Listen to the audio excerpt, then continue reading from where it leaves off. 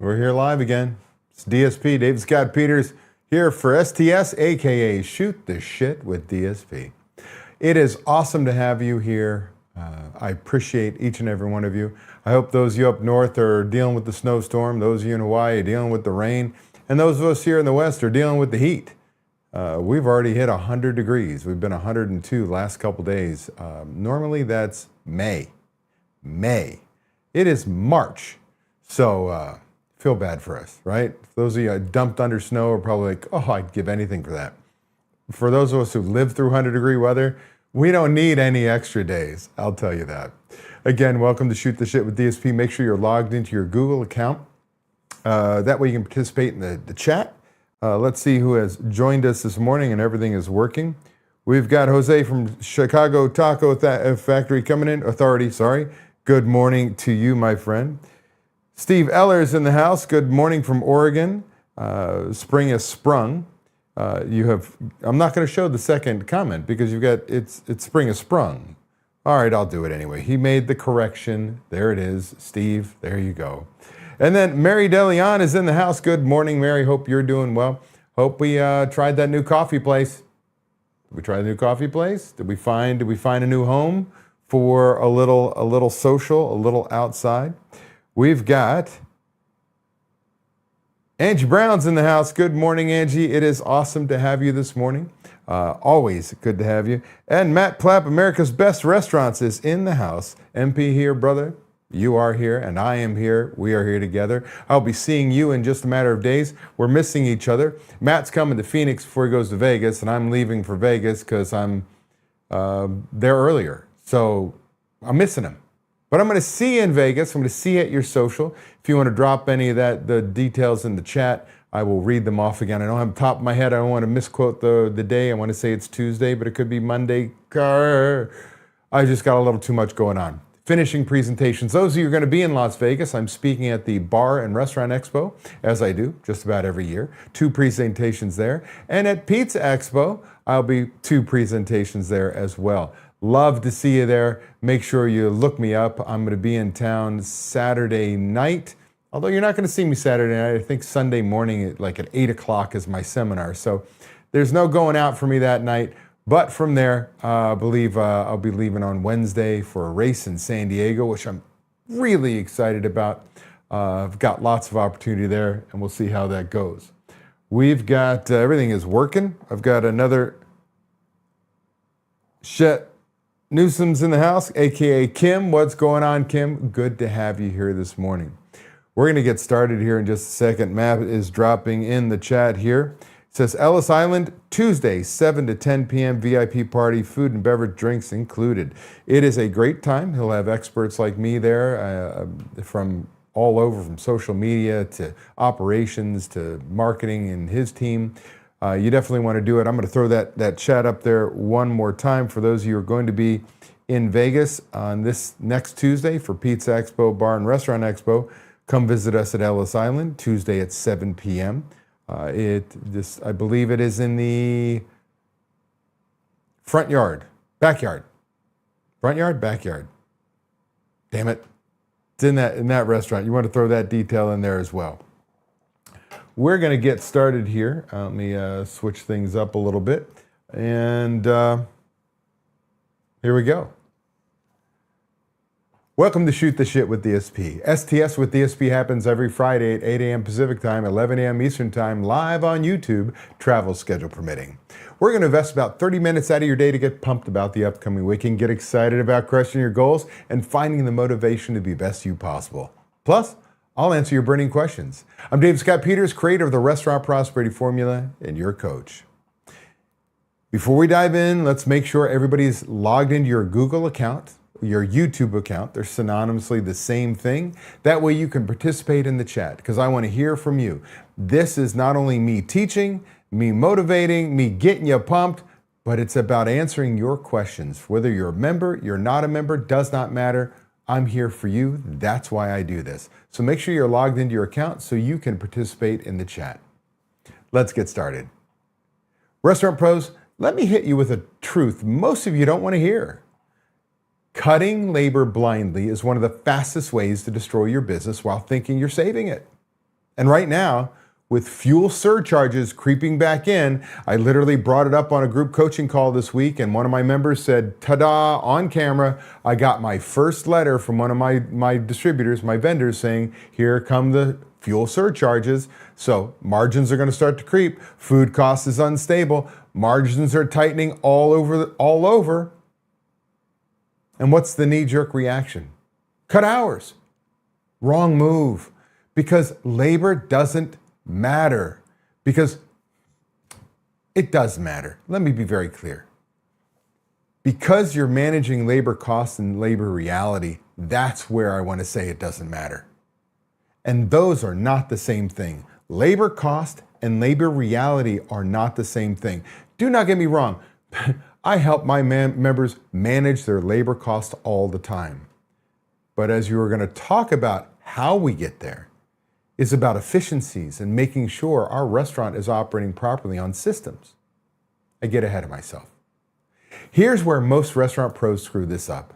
They treat labor as a percentage. And that labor percentage like a steering wheel. It's not. It's a scoreboard. You've heard me say this before. Prime cost isn't the problem. Your habits are. Same thing here. Labor cost isn't a problem.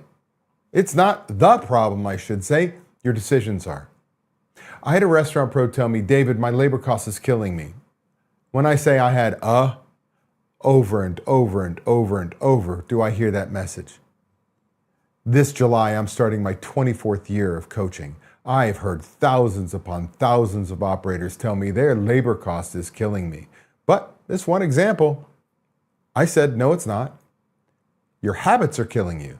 Because what I see over and over again is no scheduling tied to sales, no labor standards, no accountability.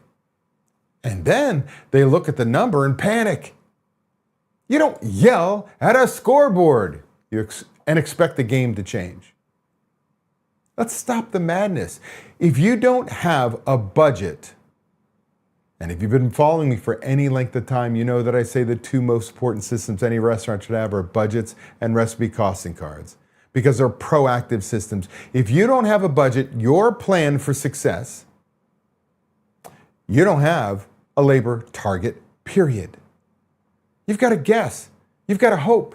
You've got to, I think we should be hitting around 25% because maybe you saw somebody say it online. Maybe you read an article. Maybe you saw a stat somewhere. That's not leadership. That's gambling. Your labor target comes from your budget, which is sales projections, your cost of goods sold targets, your required profit. Which means labor is a part of your prime cost system, not a standalone number. And it drives me nuts when I go speak at seminars. I just got telling you I'm going to go speak at Pizza Expo and Bar and Restaurant Expo, and there'll be some great speakers, and they're going to quote the NRA, some of their stats, like typical restaurant, full service restaurants with 34% food costs, and come home and say that's what I need. Somebody else is going to go see somebody say the typical labor for a restaurant is about 33%. And they're going to come back and they're going to yell at their managers, this is what we need.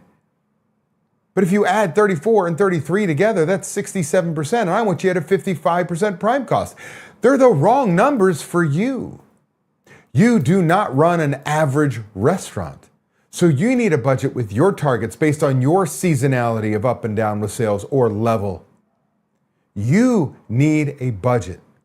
And I will tell you that when I give my budgeting presentation, I show people or labor, I show them without a budget, you've never hit your labor cost on purpose correctly.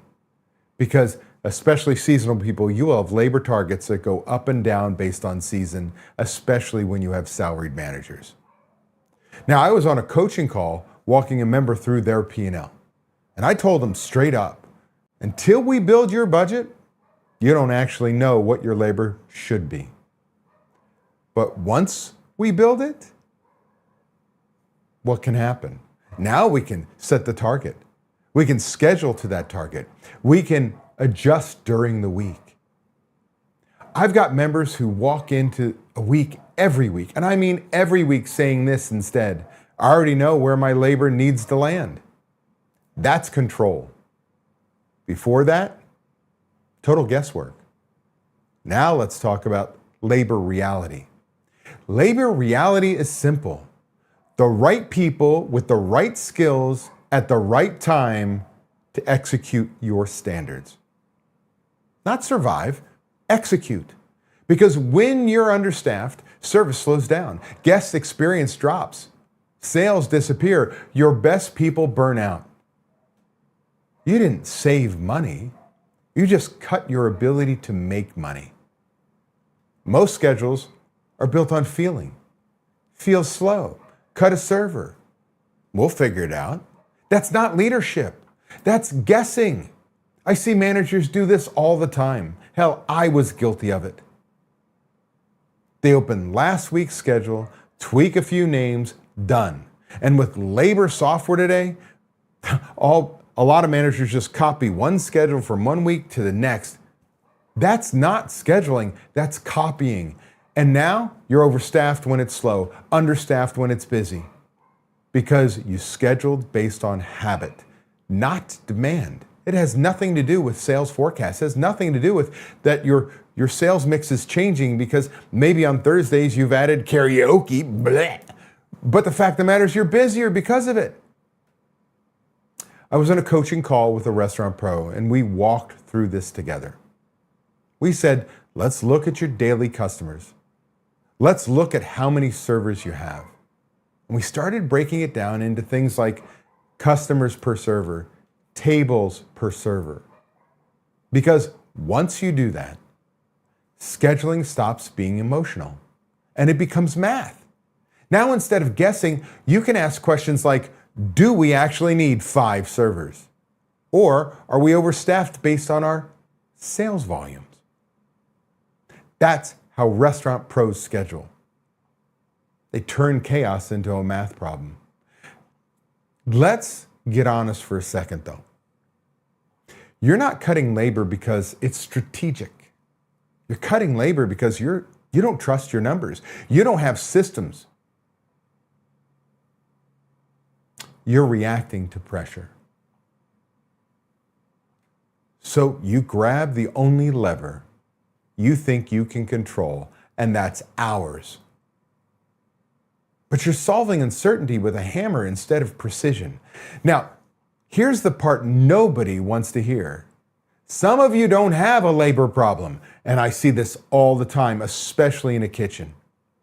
You have a menu problem. Listen to me. Many of you think I don't have enough people. And when we dig into your efficiencies, when we dig into your menu, we realize that it's not that you have a labor problem, you have a menu problem. In fact, I had a member who had over 100 items on their menu. 100 items. And they couldn't figure out why their labor was too high in the kitchen. The kitchen was slow. The team was stressed. It wasn't labor, it was complexity. Too many items, too many prep steps, too many moving parts. We simplified the menu and suddenly, they didn't need as many people. They actually were slightly overstaffed. Same sales, less labor pressure. Because complexity always costs you. Let me flip your thinking before we wrap this up. The goal is not lowest labor percentage possible. We got a budget, it's hitting a target. The goal is maximize productivity per labor dollar. Because you don't go to the bank and deposit labor percentages, do you? You deposit what's left after you run a smart operation. Think about that. All right, here's your move. No excuses. Monday, I want you to audit one shift. I want you to audit just one shift and ask yourself, were we staffed based on actual demand? Where did service break down if it broke down? Where were we overstaffed? What is our true capacity per position? And that can be done with a calculation called dollars per labor hour worked. But you can also just look at it and think about what happened in your business and the sales that happened that hour. Right? You got a POS system. You can pull up your sales. You can look at your schedule, see how many people are on the staff, and you can review in your mind what was successful, what was not. Without any special math, without any special anything. No AI to break it down. No, nothing. Just you looking at your numbers. And then write down your standards. Not a guess, a standard. Because until you define what right looks like, you're going to keep bouncing between overstaffed and understaffed every single week. Restaurant pros, let me tie this together. Your labor target comes from your budget. Your schedule comes from your standards. Your staffing reality is driven by your menu. Miss any one of those, and you will chase your tail every single week. The pressure you're feeling right now is real, but the solution isn't panic. It's precision. You don't win by cutting labor. You win by controlling it. Think about it. You don't win by cutting labor. You win by controlling it. Now go run your restaurant like a pro. That concludes my portion of STS with DSP. It is now time for you and your questions. I'm going to go back over here to who has joined me and who has dropped information. Matt is again reminding me that his event is in the front yard in the mezzanine. And as a reminder, so everybody bring this comment back. Ellis Island this Tuesday, 7 to 10, VIP party, food and drinks included. Come visit us. I'm just a freeloader. This is Matt's event, but I will be there. I'm just going to be eating for free and drinking for free. And maybe I'll get to talk to Matt. He's going to be busy. All right. VaporX with I got you down. I looked at the logo or your icon. It says labor needs a reoccurring revenue stream outside food and beverage that keep it static. Yeah, I mean, that's helpful. So what VaporX is saying, AKA, I'm going to bring it back up so everybody can see, Mastermind, labor needs a reoccurring revenue stream outside of food and beverage that can keep it static. What he's saying is, and I'm paraphrasing from you, that if you have other revenue streams, catering, merchandise, event sales, something else that you can count on a weekly basis, it cures a lot of your labor problems. When you can set your sales to a certain level and kind of hit them all the time, that's true. But I'm also going to tell you that with the right labor budget, with the right systems, for instance, we're going to start with a budget, set your labor targets. You may find when you're in season, your labor cost is 19%. When you're out of season, you got salaried managers playing Pac-Man, eating all your money, but you got minimum staffing levels. And you're going to find your target, well, it is more like 30%. But by the time we finish all that up and down through the seasons, we're going to end the year to hit a 55% prime cost. We needed a 25% labor cost. Boom, hit it with all these ups and downs, peaks and valleys. By having those numbers, Using our Restaurant Payroll Guardian, we have the ability to tell our managers how many hours and dollars they have to spend to be within budget and schedule on budget. Use the hours that are allocated. If there's 350 hours allocated for the kitchen, use them.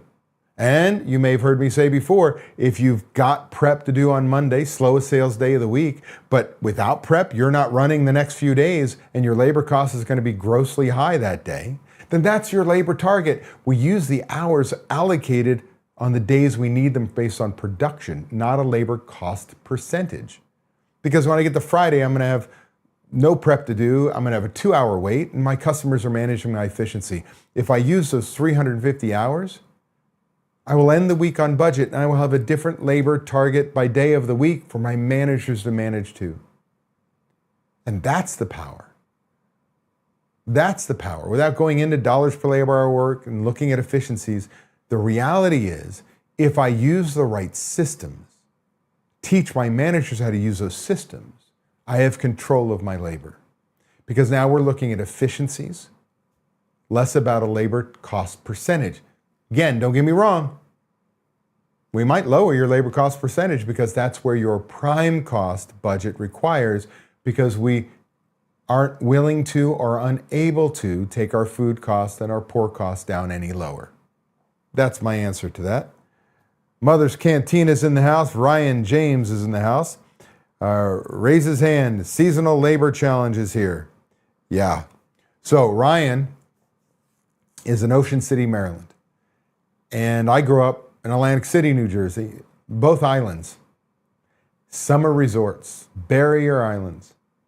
Nobody living there in the winter, and then huge amounts of people coming in for the summer.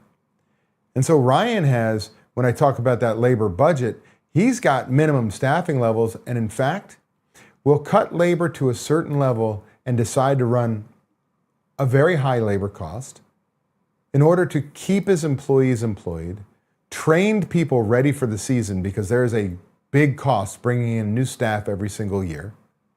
His core value says he wants to take care of his people. And he's already worked in that the team knows that they're going to lose some hours. And in his state, they've got partial unemployment. And people volunteer to go on partial unemployment, work and take some unemployment. Yes, that costs him as an operator. Unemployment is not free. But by pulling all the levers with labor, when it's time and season comes in, not only does he bring in more workers, he's got a trained core of people who know how to run the business, which means he doesn't have to get sucked in on a daily basis. His managers know what to do. His employees know what to do. The new people follow suit on the people that have been there. And that's huge. The only way he can hit his year is by having a budget. Thanks, Ryan. I appreciate bringing that up. VaporX says, good old cover charge. Yeah, cover charge. And he goes, and subscription programs. So you might be an old timer that I don't know. There was a marketing guy who used to be out there, Rory Fatt. I spoke on his stage 20-something years ago. He's since sold his company. And continuity revenue is something that got built for restaurants during his tenure as a marketing guy. And the whole idea is you create memberships. You know, it's no different than you don't buy Microsoft Excel or Office anymore at Best Buy. You go online and you pay for a subscription service. Every year you get charged. You don't get a POS system, online POS system like a Toast, and pay a one-time fee. No, you have a monthly subscription fee. So reoccurring revenue is kind of like the whole world has gone towards. And in the restaurant business, you can do that. I've got a member, Ian McCall, who's got a brew pub and a brewery, sells off premise, but he created a club where people pay on a monthly basis and have certain benefits of getting the first release of each of the beers, free beer every single month, discounts when they walk in the door. And by creating that reoccurring revenue, you can start to level out some of your labor. You can start to level out some of your fluctuations that make it hard for you to pay your bills. The other part VaporX says is cover charge. Cover charge is great, but you know what? What you didn't say is I also have a band to pay. right? If we got a cover charge, I've got an event. And so, yes, you can make money on that cover charge, but you also have added expense. So it's got a little bit of give and take. The next piece is I want to make sure that does the band bring in enough revenue, not only to pay for themselves, so that I can make money. Now that's getting into break-even point. We can get into that another time. How are we doing on time? We've got just a little bit of time left. I want to remind people again, if you have, there are a couple things. One, come visit me at Pizza Expo or Bar and Restaurant Expo next week. Come see us at Ellis Island on, as a reminder, I'm going to find it again, Tuesday, 7 p.m. to 10 p.m. VIP party for Matt Plapp and America's Best Restaurants. You're all invited to. If you want to learn about our coaching program, scan that QR code, get on a call with Ryan James. And then I'm going to remind you that May 13th and 14th in Las Vegas is our 2-day semi-annual workshop, aka seminar. If you've been circling, you're not prepared to become a member, not yet. You want to have solutions to drive your food costs down, your labor costs down, get control of your prime costs, give your manager systems, cookie cutter, out of the box, put into place, and start making the money you deserve and start to have a life. Go to my site, davidscottpeters.com, click on the live seminar link, and you're going to find there's a special offer. Up until the end of this month, you can come as a VIP at a regular attendee price. It's only $500 a seat. But you'll get front row. Front rows are first held off for VIP people. You're going to get a P&L review by Steve Eller on my team, where literally you send the information, he's going to get on a call with you and evaluate and tell you where you are. You're going to have the ability to come to my social that Matt will be at as well, because Matt comes speaks at my event, the only other speaker I allow on there.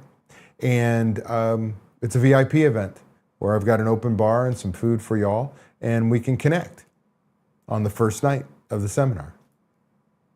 So lots of good stuff. Oh, and a group coaching call before the seminar.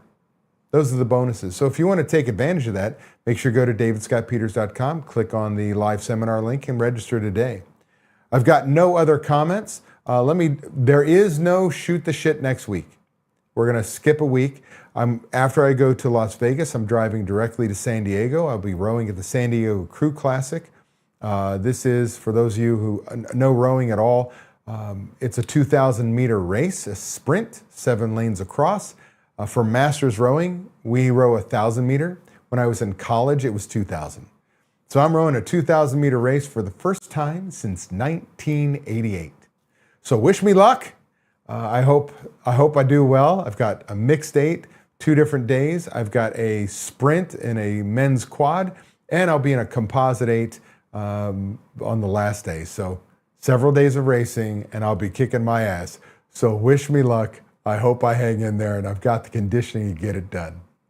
Otherwise, I'll see you in 2 weeks here, live at STS with DSP. In the meantime, go out there, kick some ass. I hope this weekend and this week upcoming is kick ass for you. We'll see you soon. Peace, everyone.